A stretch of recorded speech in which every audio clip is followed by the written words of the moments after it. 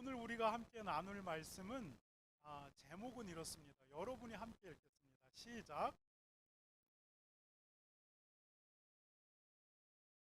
언약 앞에 반응하는 세 부류의 사람들에 관한 이야기입니다. 우리는 창세기 강해를 계속해 나가고 있어요. 그래서 창세기 37장부터 50장까지의 주인공이 누구냐면 요셉이라는 사람이에요. 그런데 창세기가 이 요셉에 관한 이야기를 쭉 이어가다가 갑자기 중간에 유다라고 하는 사람, 그 사람에 대한 이야기를 이렇게 끼워. 요셉의 이야기가 흘러가다가 우리 청년들 말로 갑툭튀라고 하죠.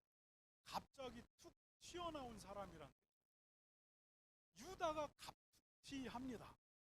그래서 우리가 이 갑툭튀한 유다 때문에 지금 유다를 이해하기 위해서 굉장히 좀 힘겨운 씨름을 하고 있습니다. 왜 갑자기 이 유다라는 인물이 요셉의 이야기를 하다가 갑자기 튀어나왔을까? 그리고 유다에 대한 이야기로 흘러가지 않고 다시 요셉에 대한 이야기를 할까? 앞뒤 정황이 이야기의 흐름이 전혀 맞지 않는 이 인물 때문에 우리 모두가 이 인물을 이해하려고 지금 씨름하고 있습니다. 여러분, 우리 인생에 갑자기 나타나는 사람들이 있습니다. 여러분, 그들을 향한 하나님의 생각과 그들을 통해 하나님이 일하시려고 하는 바가 있습니다. 그것이 무엇인지 씨름하시는 여러분들 되시기 바랍니다. 여러분, 오늘 설교도 쉽지가 않습니다. 서론이 지난주와 똑같이 조금 깁니다. 그래서 여러분이 집중해서 들어야만 이 설교를 이해할 수가 있을 것 같아요. 여러분, 오늘 우리가 이 설교에 들어가기 전에 먼저 이해해야 되는 고대 근동의 문화가 있습니다. 이 말 자체가 어렵죠. 고대, 옛날, 근동, 미들리스트, 문화, 컬처, 옛날 이스라엘 중동 사람들의 문화를 우리가 이해해야 한다는 겁니다.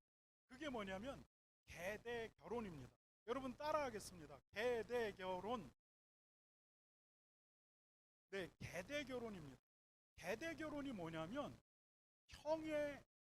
형과 형수가 살다가 형수가 죽게 되면 동생이 형수를 아내로 받아들이는 이것이 계대 결혼입니다. 네, 다시. 내가 뭐라고 설명했죠?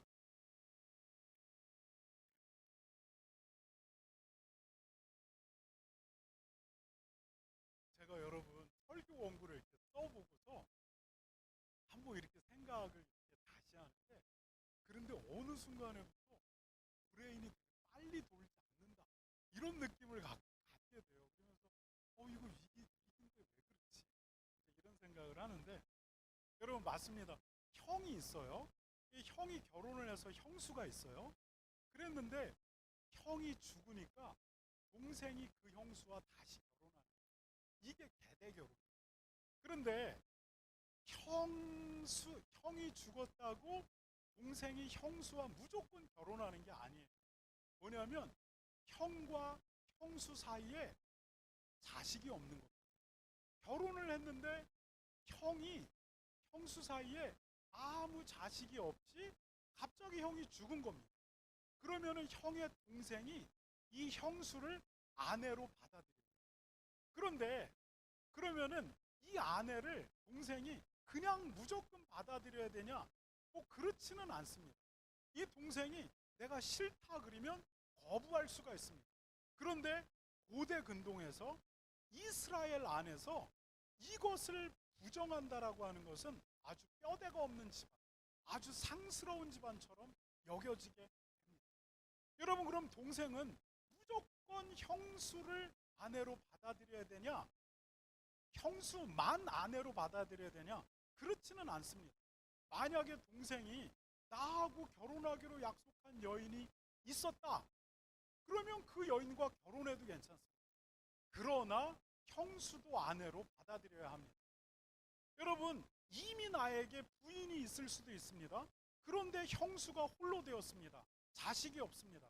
그러면 나한테 지금 부인이 있지만 나한테 부인이 있음에도 불구하고 형수를 다시 아내로 받아들여야 합니다. 여러분, 이게 계대 결혼입니다. 그런데 이 계대 결혼이라고 하는 뭐 단어도 뭔가 이렇게 상스러워요. 계대 결혼. 이 뭔가 이게 말이 안 되는 것 같은 이 결혼의 제도가 왜 등장하게 된 것입니까? 여러분, 이것은 고대 근동의 사회적 분위기를 이해해야만 이 계대 결혼이 이해가 됩니다. 여러분, 고대 근동에서 여자는 아무런 권리를 가질 수 없는 존재였습니다. 여러분, 지금 아프가니스탄 같은 곳에서도 여자가 아무런 사회적 권리를 가지고 있지 않습니다. 여자가 외출을 하려고 한다면 얼굴에 두건을 써야 하고, 그리고 집안의 아버지나 남자 형제와 함께 외출을 해야 합니다. 이것이 아프가니스탄의 문화입니다. 만약에 여성이 자기 마음대로 돌아다니면서 자기 마음대로 행실을 했을 때 그 집안의 남자가 그 여자를 죽여도 상관이 없습니다. 명예살인, 가족의 명예를 지키기 위해서 어쩔 수 없이 했다. 그러면은 죄가 되지 않습니다. 여러분, 그런데 고대 근동, 고대의 미들 이스트, 그리고 고대의 이스라엘 사회는 더욱더 여자에게 권리가 없었던 사회였습니다. 여러분, 여자에게는 재산권 행사도 없습니다. 그리고 공개적인 장소에서 자기의 의견을 퍼블릭하게 표현할 수 있는 권리도 없습니다. 그들의 권리는 철저하게 남자들에게 귀속되어져 있었습니다. 그래서 결혼을 안 했을 때에는 그들의 권리가 아버지에게 귀속되었고, 결혼한 이후에는 그들의 남편 또는 장성한 아들들에 의해 그 권리가 귀속되어져 있었습니다. 만약에 한 여자에게 아버지, 남편 또는 장성한 아들이 없다. 이것은 뭐냐면 그 여자를 사회적으로 보호해 줄 수 있는 어떠한 보호장치도 없다는 말입니다. 그래서 그 여인은 그 사회 속에서 유린당하게 됩니다. 그래서 구약의 율법은 고아와 과부에 대한 이야기를 계속하죠. 과부를 학대하지 말아라, 과부를 억울하게 하지 말아라, 과부를 강탈하지 말아라. 이것들이 이 고대 근동의 사회적 분위기 속에서 나오는 것이고, 이 분위기 속에서 계대 결혼이라고 하는 희한한 결혼 제도가 등장하게 됩니다. 이 계대 결혼에는 두 가지의 목적이 있습니다. 첫 번째는 뭐냐면 여성의 인권을 보호하는 겁니다. 만약에 어떤 여성이 결혼을 했는데 남편과의 관계에서 아무 자식도 태어나지 않았는데 남편이 갑자기 죽는 겁니다. 그러면은 그 시댁이 그 여인을 킥아웃, 그냥 내쫓아 버리는 겁니다. 그냥 소박시켜 버리는 것입니다. 여러분, 지금 같으면 여인이 남편의 모든 재산을 물려받아서 떵떵거리면서 자유롭게 살면 됩니다. 그러나 그 당시에게 여성은 아무 권리가 없었습니다. 근데 남편이 죽고 그 사이에 자식도 없다? 그럼 그 집안에서 킥아웃, 이제 너는 필요 없다, 나가라 하는 겁니다. 그때부터 그 여인의 삶이 유린당하는 것입니다. 여러분, 그래서 이 여인의 인권을 보호하기 위한 제도로 그 집안의 계대 결혼이 시작이 되는 거예요. 그러면 동생이 책임져라. 동생이 이 여인을 아내로 받아들이고, 그리고 이 여인에게 남편의 의무를 다해라. 이 여인을 보호해라. 이 여인을 킥아웃, 함부로 취급하지 말아라. 이게 고대 근동의 배경 속에 계대 결혼이 등장하게 된 이유입니다. 여러분, 두 번째 목적이 계대 결혼에게 있습니다. 그게 뭐냐면 가족의 정체성을 지키는 겁니다. 만약에 큰 아들이 자식 없이 죽습니다. 그러면 이 말은 뭐냐면 이제 큰 아들의 이름이 그 가문에서 사라져가는 겁니다. 그래서 이 큰 아들의 이름이 사라지지 않게 하기 위해서 계대 결혼이 시작이 되는데, 동생이 형수를 아내로 받아들이고 그 사이에서 아들을 낳아서 이 아들이 죽은 형의 이름을 이어가게 만드는 겁니다. 죽은 형의 재산도 이어가게 만드는 겁니다. 그래서 그 가문 안에서 그 형의 이름이 사라지지 않게 하는 겁니다. 이것이 이스라엘 백성이 그분의 민족적 정체성을 지키는 방식이었습니다. 이것이 계대 결혼이었습니다. 여러분, 그런데 이 계대 결혼은 막상 당하는 동생에게는 아무런 이득되는 게 없어요. 여러분이 지금 생각해 보시기 바랍니다. 나이 많은 형수를 내 아내로 지금 데리고 와서 그 의무를 다해야 된다. 여러분, 별로 안 느낄 것 같아요. 우리 형수님이 여기 없으니까 그렇게 얘기할지 모르겠는데, 여러분, 왜냐하면 자기의 소유가 되지도 않을 재산을 지키고 관리해줘. 자기의 이름을 잊지도 않을 그 아들을 낳아서 길러야 합니다. 그래서 이스라엘 많은 사람들이 이것이 신명기 율법에 있지만 이것을 지키지 않으려고 했어요. 그래서 성경은 율법을 통해서 이 결혼을 지켜, 이 결혼의 의무를 다하라. 모든 공동체가 이 결혼의 의무를 다하라고 요구합니다. 그런데 여러분, 이 계대 결혼이 예수님이 이 땅에 오시는데 아주 결정적인 역할을 한다는 것 여러분 아십니까? 다윗 왕이 이 계대 결혼의 결과로 태어나게 됩니다. 다윗 왕의 아버지는 이새입니다. 이새의 아버지는 오벳입니다. 오벳의 아버지는 보아스입니다. 어서 들어보십시오. 룻의 남편 보아스를 말합니다. 여러분, 룻은 원래 다른 남편이 있었습니다. 그런데 그 남편이 갑자기 죽습니다. 그리고 남편의 동생도 죽습니다. 그러자 룻이 아주 힘든 삶을 살아가게 됩니다. 그런데 그 광경을 지켜보고 있었던 룻의 남편의 먼 친척이 룻과의 결혼을 결심합니다. 계대 결혼의 의무를 마음에 작정하게 됩니다. 그리고 결국 룻을 데리고 옵니다. 그리고 그 사이에서 누가 나오냐면 오벳이 나옵니다. 그리고 오벳이 그리고 누구를 낳냐면 보아스를 낳습니다. 그리고 이 보아스가 결국 다윗 왕의 할아버지가 됩니다. 여러분, 그리고 이 계보를 통해 누가 등장합니까? 이 다윗 왕의 계보가 흘러서 예수 그리스도가 이 땅에 오게 됩니다.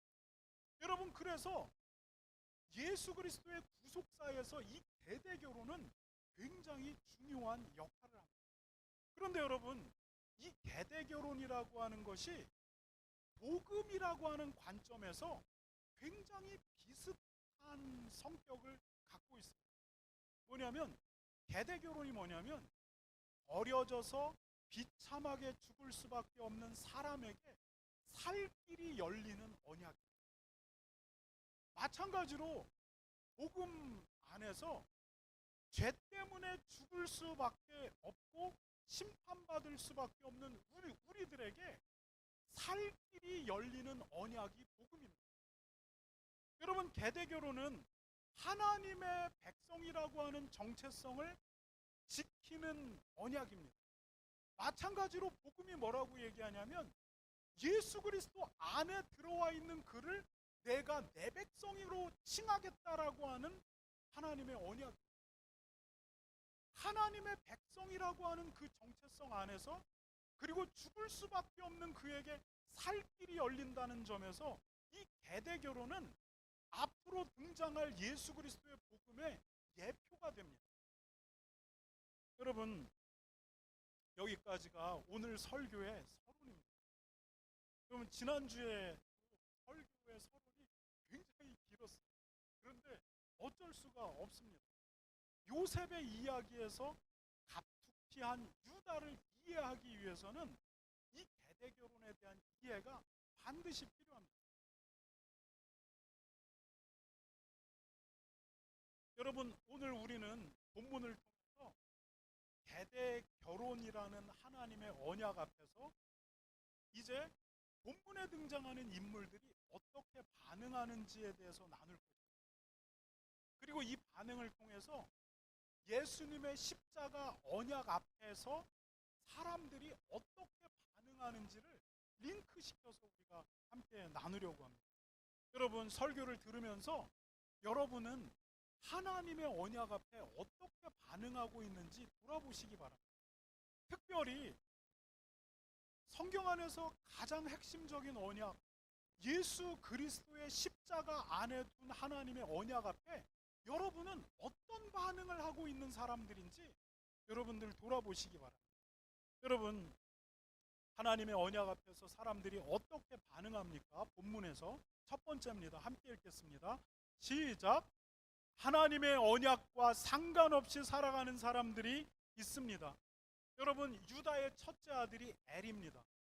유다는 그 아들을 위해서 며느리 다말을 데려옵니다. 그런데 그 아들이 결혼하고 갑자기 죽습니다. 엘이 죽자 유다는 둘째 아들 오난에게 다말을 줍니다. 그런데 이제 이 오난이 남편으로서의 의무를 다말에게 다 해야 합니다. 그런데 이 오난이 다말에게 어떻게 행했다고 성경이 기록합니까? 창세기 38장 9절에서 10절을 함께 읽겠습니다. 시작. 오난이 그 씨가 자기 것이 되지 않을 줄을 알므로 형수에게 들어갔을 때에 그의 형에게 씨를 주지 아니하려고 땅에 설정하며 그 일이 여호와의 보시기에 악함으로 여호와께서 그도 죽이시니. 여러분, 굉장히 민망한 이야기가 나오죠. 그런데 성경의 기록이기 때문에 제가 여러분과 나누겠습니다. 여러분, 오난이 형수와 부부관계를 갖습니다. 그런데 형수가 낳을 아들이 자기의 씨가 되지 않는다는 것을 이미 알고 있습니다. 그래서 부부관계 이후에 그의 씨를 땅에 쏟았다. 여러분, 민망하죠. 그런데 이게 오늘 성경의 기록입니다. 땅에 쏟았다. 오난이 형수를 통해서 자기의 욕망은 채우고 자기가 감당해야 될 의무와 책임은 땅바닥에 쏟아버렸다. 여러분, 하나님이 이 오난을 악하게 보십니다. 그리고 그를 죽이십니다.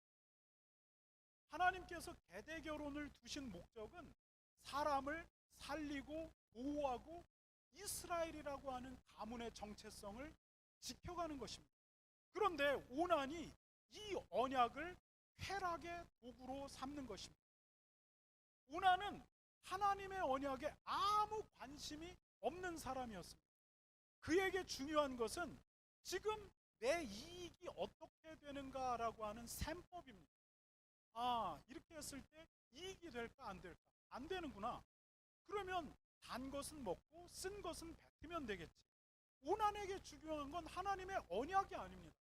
이것을 해야 되는 그 이유와 목적과 헌신이 아닙니다. 오난에게 중요한 것은 현재 자기의 이익과 쾌락입니다. 하나님의 언약은 이렇고 저렇고 이것의 의미가 뭐고 왜 여기에 헌신해야 하는지 나하고는 상관없는 일입니다. 결국 하나님이 오난을 죽이십니다. 여러분, 하나님께서 우리에게 주신 아주 중요한 언약이 있습니다. 예수님 안에 있는 언약입니다. 예수님께서 우리의 죄값을 우리 대신 십자가에서 페이오프 했다라는 언약입니다.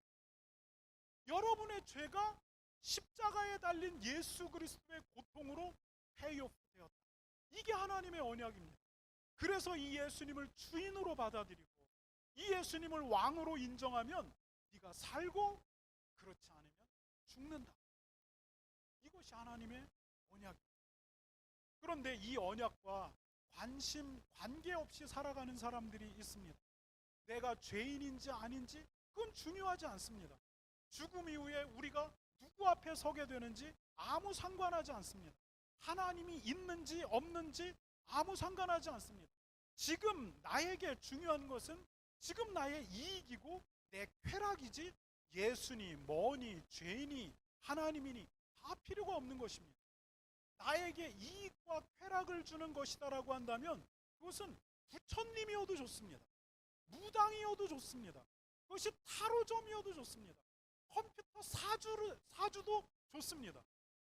나에게 지금 중요한 것은 내 이익과 쾌락일 뿐입니다. 하나님은 마지막 날에 그에게 그의 죄를 물으신다라고 말씀하십니다. 영원한 심판 가운데 선다라고 말씀하십니다. 여러분, 예수님 안에 있는 하나님의 언약 안으로 들어오시기 바랍니다. 이 언약이 마태복음 16장 16절에서 우리에게 이렇게 말씀합니다. 함께 읽겠습니다. 시작. 믿고 침례를 받는 사람은 구원을 얻을 것이요 믿지 않는 사람은 정죄를 받으리라. 여러분, 이게 예수 그리스도 안에서 하나님이 두신 언약입니다. 여러분, 군더더기가 필요 없습니다. 예수 그리스도께서 십자가에 죽으셨다. 하나님의 아들이 죽었다. 왜이냐면 너희들의 죄값을 너희가 치르지 못하니까 예수님이 치르시기 위해서 죽었다. 그분의 십자가 안에서 너희의 죄값이 치러졌고 그리고 하나님의 공의가 완성되었다. 그러니까 이제 여기에 굴복해라. 이 예수를 주인으로 왕으로 삼아라. 그러면 너에게 심판할 죄가 없다. 이게 하나님의 군더더기 없는 언약입니다. 여러분, 이 언약에 대해서 나는 아무 관심이 없습니다. 지금 나에게 중요한 건 이게 아닙니다. 쾌락이고 내 이익입니다. 아닙니다.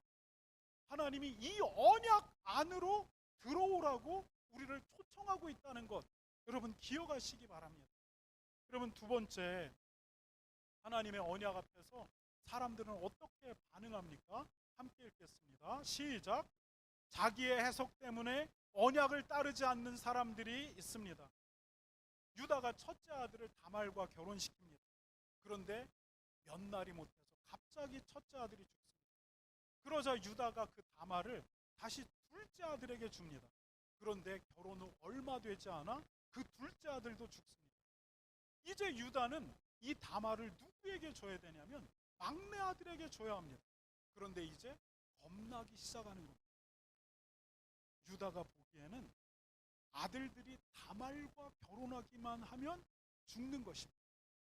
그래서 이 다말을 이 생떼 같은 막내 아들에게 주면 이 막내 아들도 죽을 수 있다. 이 두려움이 생긴 겁니다. 그래서 유다는 막내 아들에게 계대 결혼을 요구하지 않을 것을 결정합니다. 그리고 이스라엘의 율법인 계대 결혼의 언약을 포기해버립니다. 여러분, 제가 어렸을 때 우리 동네에 어떤 아주머님, 할머님이 시어머니 며느리인데 매일 싸우시던 분들이 소리 높여서 싸워요. 그런데 그 분의 남편, 그러니까 그 할머니의 아들이 결혼해서 얼마 뒤에 요절했어요.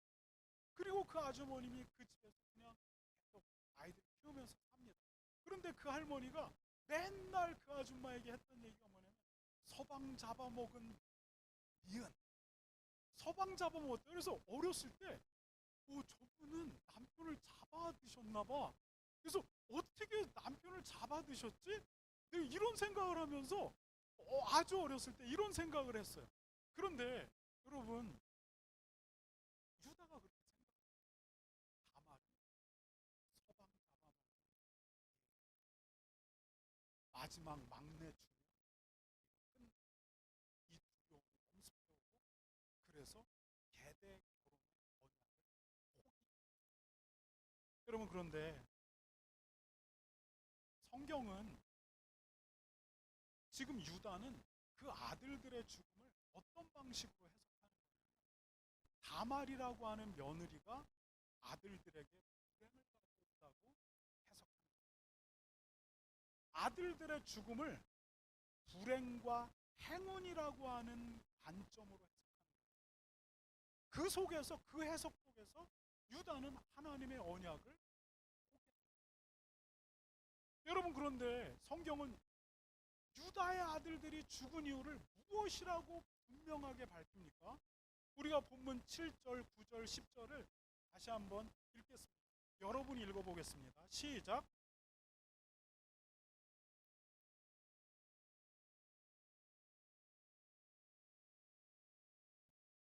오나니 그 씨가 자기 것이 되지 않을 줄을 알므로 형수에게 들어갔을 때에 그의 형에게 씨를 주지 아니하려고 땅에 설정하며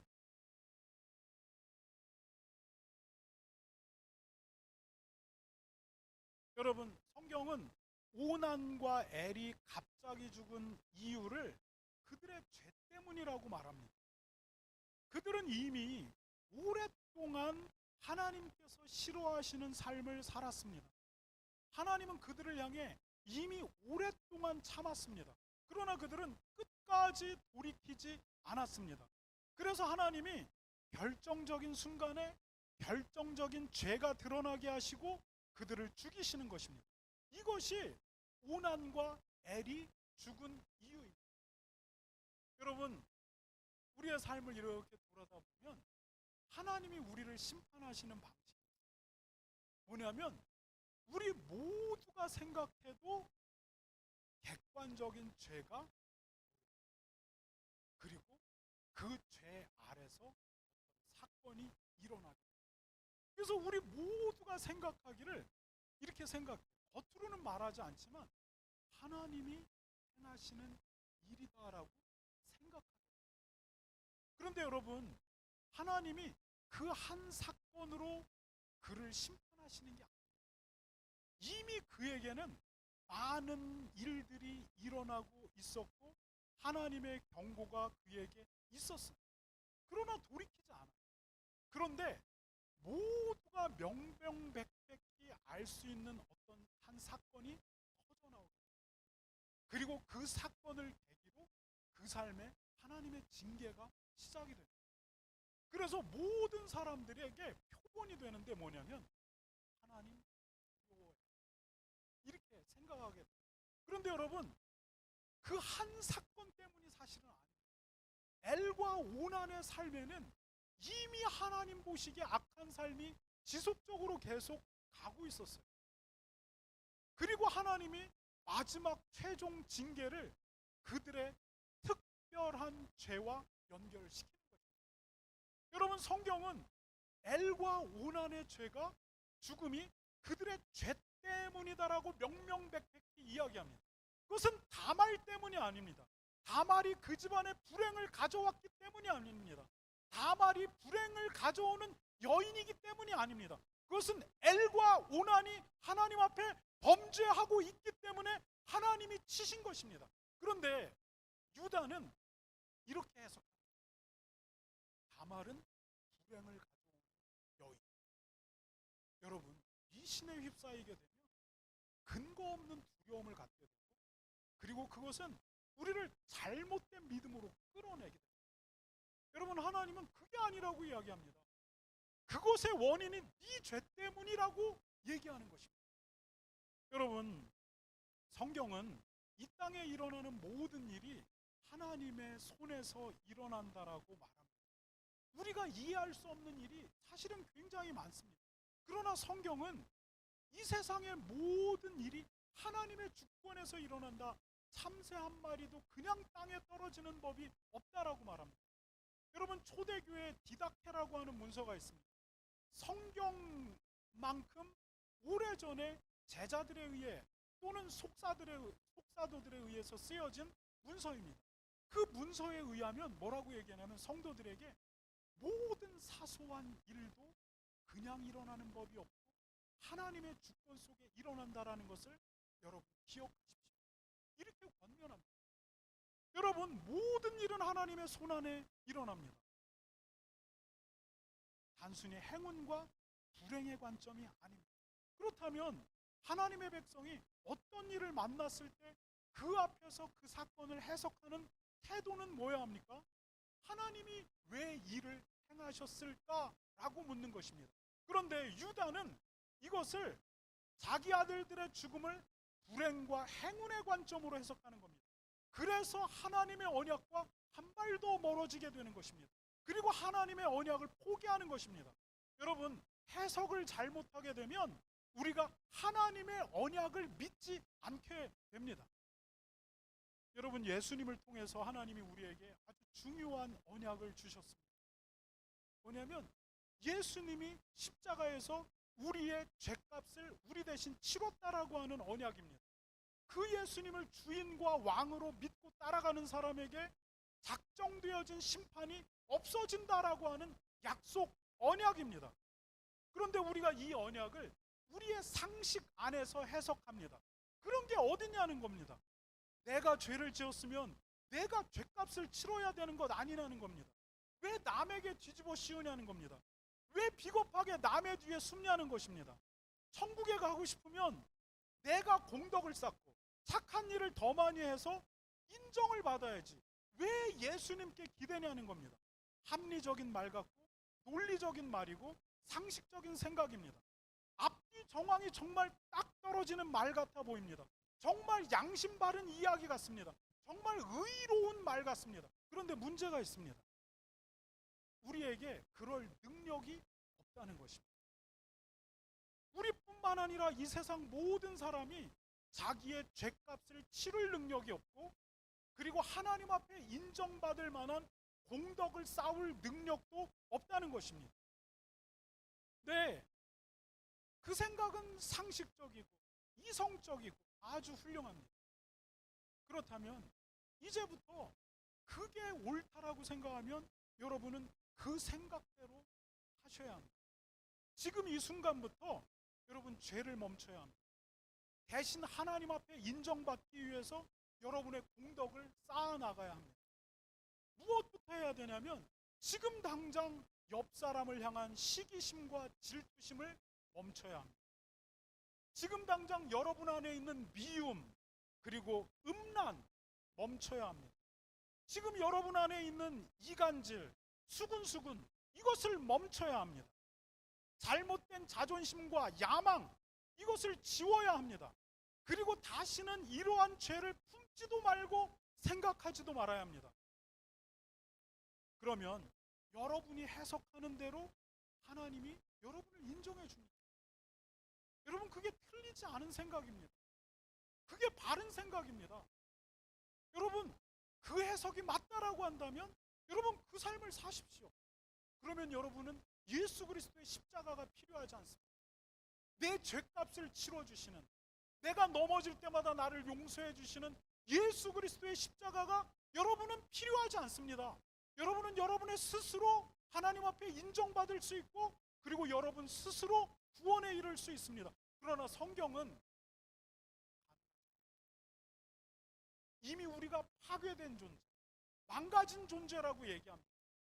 우리가 예수 그리스도의 십자가를 의지하지 않으면 우리는 하나님께 나아갈 수 없다라고 말합니다. 그런데 이제 이 세상 사람 그리고 우리의 이성이 다른 해석을 너무 상식적이고 너무 합리적인 생각, 그리고 하나님이 십자가 안에 둔 이 언약을 어려워요. 여러분 내 생각 속에서 해석하게 되면 하나님의 언약을 믿을 수도 없고 받아들일 수도 없고 그 안에 들어갈 수도 없습니다. 여러분 스스로 해석하지 마시기 바랍니다. 하나님이 무엇이라고 말씀하시는지 보고 듣고 그 언약 앞에 엎어지시기 바랍니다. 그러면 산다. 이것이 성경의 약속입니다. 여러분 세 번째입니다. 사람들은 하나님의 언약 앞에 어떤 반응을 보일까? 함께 읽겠습니다. 시작.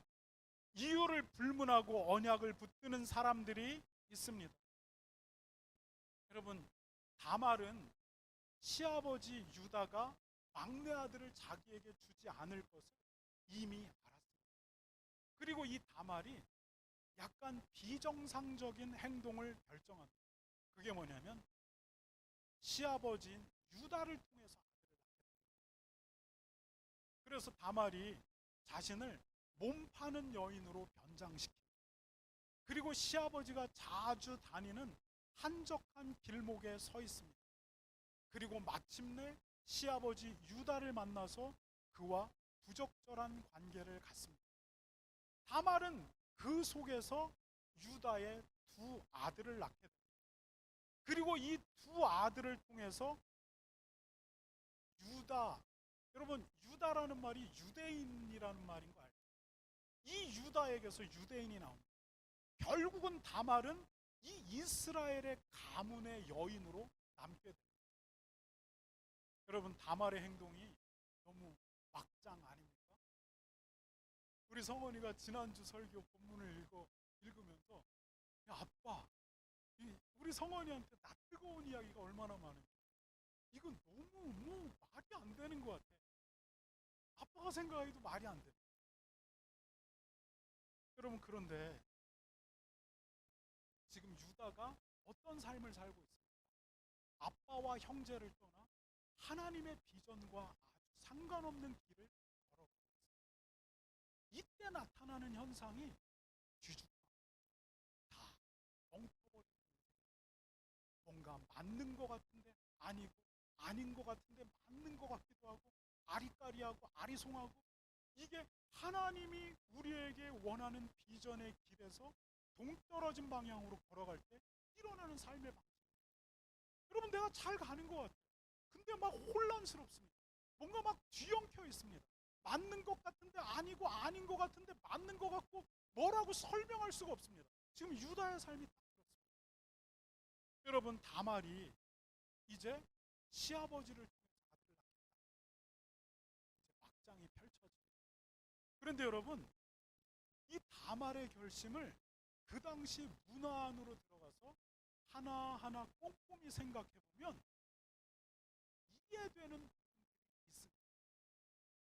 여러분, 먼저 유다와 다말의 관계는 법적으로 불륜이 아닙니다.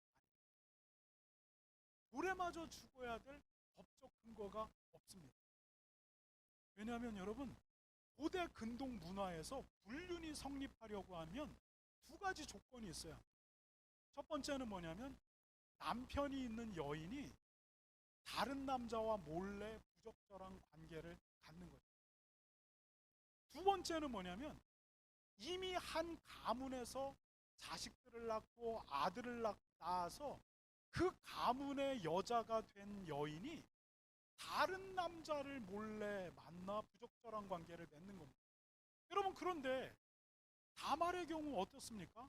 이 두 조건이 율법적으로 성립되지가 않습니다. 다말에게는 남편이 없습니다. 다말에게는 자식도 없습니다. 그리고 이 유다라고 하는 사람은 남이 아니라 그 가문의 남자입니다. 그리고 이 유다는 율법의 요구 계대 결혼을 거부하고 있습니다. 마지막으로 다말이 이 이스라엘이라고 하는 가문에 남아있는 마지막 카드가 뭐냐면, 아버지 다말을, 그러면 그 가문 안에 있게 되는 거예요. 여러분, 다말의 행동은 윤리적으로는 받아들일 수가 없어요. 그러나 법적으로 따져보면 굉장히 애매해져. 다말은 이러한 방법으로라도 끝까지 이스라엘의 언약 가문 안에 남아 있겠다라고 결심하는 것입니다. 그렇게 해서라도 계대 결혼의 언약 안에 있겠다라고 하는 것입니다. 결국 다말은 그녀가 열망하는 대로 이스라엘 가문에 남게 됩니다. 그리고 다말을 통해서 다윗 왕이 나오고 다윗 왕의 계보를 통해 예수 그리스도가 오게 됩니다. 여러분, 하나님이 예수님을 통해 우리에게 주신 언약이 있습니다. 예수님이 우리의 죄값을 십자가에서 우리 대신 치르셨다. 이 언약입니다. 이 약속을 믿고 예수님을 주인으로 받아들이는 사람, 그분을 왕으로 믿고 따르는 사람, 하나님이 그 사람을 구원하신다라고 하는 언약입니다. 그리스도인이 누구입니까? 이 언약을 붙들고 예수님께 나오는 사람입니다. 내가 잘났기 때문에 하나님의 심판을 피하는 게 아닙니다. 내가 완벽하기 때문에 하나님의 심판을 피하는 것이 아닙니다. 하나님께서 예수님 안에 두신 이 언약을 붙드는 이 믿음으로 말미암아 내가 하나님의 심판을 피하는 겁니다. 그런데 이 세상이 말합니다. 그리고 마귀가 우리를 향해 말합니다. 야, 너 자신을 자세히 봐봐. 네 속에 그런 더러운 것이 있는데 네가 하나님의 백성이라고?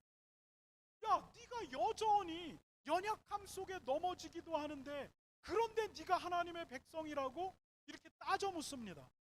그러니 이제 그만하라는 겁니다. 야, 뭐 복잡하게 죄니 뭐니 하나님이니 뭐니 생각하고 사냐는 겁니다. 이제 그런 거 다 집어치우고 그냥 적당히 네 삶 살라는 겁니다.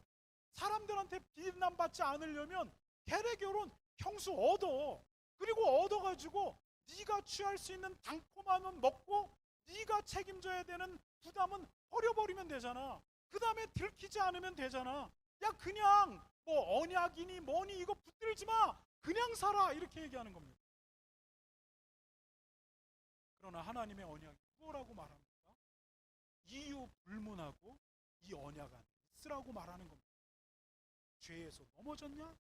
그러면 십자가 바라보고 용서에 대한 약속 붙들고 회개하고 다시 그 지점에서 경건을 향해 살아가라는 겁니다. 다시 일어나라는 겁니다. 포기하지 말라라고 하는 것입니다. 그렇게 살다가 또 넘어졌냐? 그러면 회개하고 다시 일어나라는 것입니다. 끝까지 이 언약 안에 있으라는 겁니다. 이 언약을 붙들라는 겁니다. 이 언약을 붙들고 마지막 날 하나님 앞에 서라는 겁니다. 하나님, 나는 여전히 죄인이지만 주님, 하나님이 나에게 주신 이 언약, 예수 그리스도의 이 십자가, 이 언약 붙들고 이 십자가에 숨어서 내가 하나님 앞에 섭니다. 그러면 하나님이 하나님의 법과 하나님의 언약대로 네가 옳도다, 너에게 심판이 없다, 이게 하나님의 약속이라고 성경은 누누이 이야기하고 있습니다. 그리고 성경은 이유 불문하고 이 언약을 붙들라 이렇게 얘기합니다. 그러나 세상은, 마귀는 아니라고 이야기합니다. 네 꼬라지를 보라고 이야기합니다. 그러나 여러분 기억하시기 바랍니다. 십자가에서 달려 죽은 예수님과 달려 죽은 강도가 죽기 직전에 예수님께 이렇게 얘기합니다. 주님, 당신의 나라에 임할 때 나를 기억해 주십시오. 예수님이 대답합니다. 네가 오늘 밤 나와 함께 낙원에 있다. 여러분, 그 강도가 하나님의 약속과 언약 안으로 들어오는 겁니다. 여러분, 그리고 하나님은 그 언약을 실행하십니다. 여러분, 우리가 의로움에 빠지면 이렇게 말합니다. 저 마약쟁이는 소망이 없다라고 얘기합니다. 다운타운 밤거리에서 몸을 파는 그 여인은 소망이 없다라고 얘기합니다. 여러분, 그렇지 않습니다. 하나님의 언약은 우리의 생각과 다릅니다. 그에게 끝까지 소망이 있다라고. 마지막 십자가에서 달려 죽는 그 강도가 주님, 오늘 네가 오늘 나와 함께. 이게 계약의 내용입니다. 여러분, 우리가 끝까지 복음을, 끝까지 숨을 쉬는 한 그에게 복음을 전해야 되는 이유가 여기에 있는 것입니다. 여러분, 교회가 이제 예수 그리스도를 믿는다는 것을 이렇게 생각합니다. 예수님을 믿는 것은 일주일에 한 번 교회에 잘 나오고 예쁜 옷을 입고 예쁜 말을 하고 그리고 예쁜 말투를 쓰고.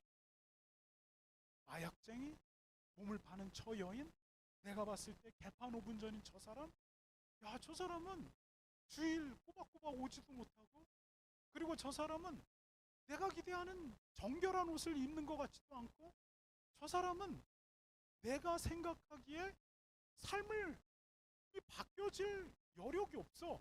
그래서 저 사람은 하나님의 구원의 대상. 성경은 그렇게 얘기한 적이 없어요. 이유 불문하고 이 언약을 붙들라는 거예요.